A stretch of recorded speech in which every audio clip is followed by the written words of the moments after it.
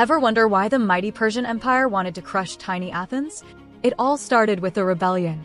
In 499 BCE, Greek cities under Persian rule in Asia Minor, modern-day Turkey, rose up against King Darius I.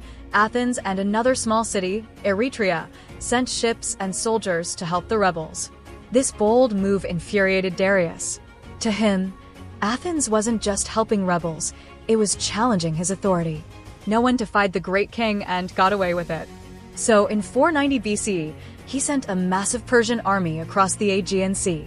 His goal?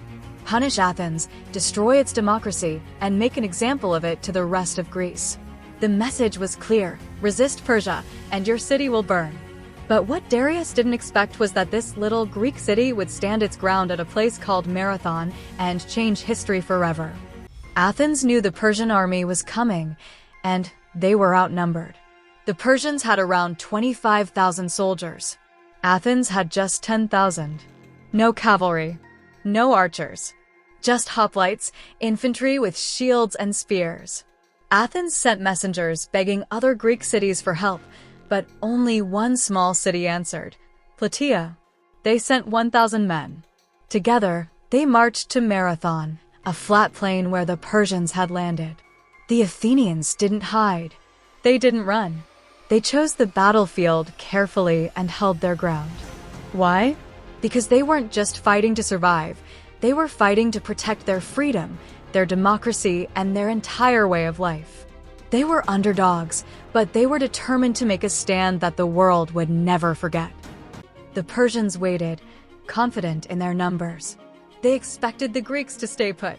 But the Athenians did something no one predicted. They attacked first.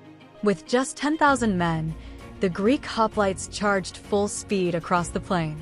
Heavy armor, long spears, and pure determination. The Persians were caught by surprise. Their cavalry wasn't ready. Their archers barely had time to react. The Greek center almost collapsed, but the wings held firm. Then came the brilliance. The Athenian flanks wrapped around the Persians, trapping them. Panic spread. The mighty Persian army turned and ran for their ships. It was chaos. Many drowned or were cut down as they fled. Athens had just defeated the strongest empire in the world, with courage, discipline, and strategy. The battle was over, but the story wasn't. After the Athenian victory at Marathon, a new threat emerged. The Persian fleet, though defeated on land, sailed quickly toward Athens, hoping to attack before news of the victory could arrive. Athens was nearly unprotected. If the Persians reached it first, everything would be lost. So one man ran. A messenger named Phidippides sprinted from the battlefield to the city, over 26 miles through rocky terrain, under the blazing sun, wearing full battle gear. According to legend, he reached Athens, shouted, "We have won," and collapsed, dead from exhaustion.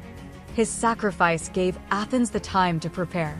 When the Persians arrived, they found the city defended and retreated. That run became legend, and over 2,000 years later, it inspired the modern marathon race.